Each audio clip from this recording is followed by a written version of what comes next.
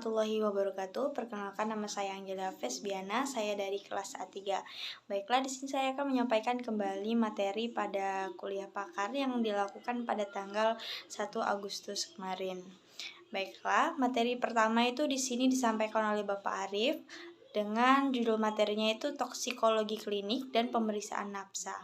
Nah, apa itu racun? Racun merupakan hal yang sangat dekat dengan kita. Tanpa kita sadari, kita dapat terpapar dengan racun dimanapun kita berada.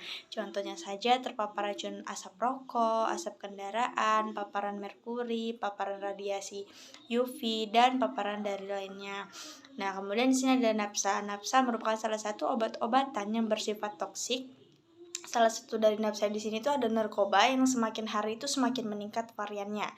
Nah, kemudian itu ganja merupakan jenis nafsa yang sering digunakan pada kalangan remaja dengan efek dari penggunaannya sendiri itu perasaan pengguna akan merasa selalu bahagia. Nah, toksikologi itu apa sih? Toksikologi adalah ilmu yang mempelajari mengenai bahan-bahan toksik atau beracun. Pada pemeriksaan toksikologi, spesimen yang digunakan itu adalah urin, darah, rambut, kuku, dan sampel lainnya. Toksikologi analitis berkaitan dengan deteksi, identifikasi, dan pengukuran obat-obatan dan senyawa asing lainnya, dan metabolitnya pada spesimen biologis dan yang terkait. Metode analisis tersedia untuk berbagai senyawa yang sangat beragam, dapat berupa dari bahan kimia, pestisida, obat-obatan, penyalahgunaan obat-obatan, serta racun alami lainnya. Di sini masih sangat sedikit seorang ATLM yang mau bekerja di bidang toksikologis. Toksikologis sendiri itu adalah orang yang bekerja pada bidang forensik atau racun atau sering juga disebut forensik toksikologi. Untuk bekerja di bidang toksikologis harus dapat memahami bahan-bahan forensik supaya tidak membahayakan si pemeriksa. Maka dari itu harus memahami yang namanya K3. Pada saat bekerja juga harus memperhatikan SOP supaya terhindar dari hal-hal yang tidak diinginkan. Contohnya saja seperti kecelakaan pada saat di laboratorium. Untuk sampel yang digunakan pada pemeriksaan nafsa ini yaitu darah, serum, plasma, ataupun darah utuh. Untuk kelebihannya sendiri yaitu deteksi senyawa induk interpretasi data kuantitatif, serta kekurangannya itu sendiri yaitu volumenya yang sangat terbatas dengan konsentrasi yang rendah. Kemudian itu di sini ada sampel urin. Nah, untuk kelebihannya di sini sampel urin dapat diperoleh dengan volume yang sangat besar dan kekurangannya yaitu tidak selalu tersedia serta data kuantitatif tidak terlalu berguna.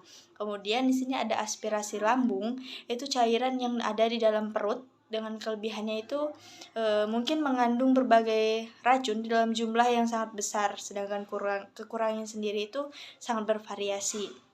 Kemudian ada sampel rambut dan kuku. Untuk sampel ini kelebihannya itu tersedia jika sudah terjadi dekomposisi, dan kekurangannya itu dibutuhkan metode dengan sensitivitas yang sangat tinggi. Pada pemeriksaan narkoba ada pemeriksaan screening di mana di sini digunakan untuk melihat apakah adanya nafsa di dalam tubuh dengan tingkat positif ataupun negatif, dan pemeriksaan konfirmasi di sini adalah pemeriksaan lanjutan dari screening.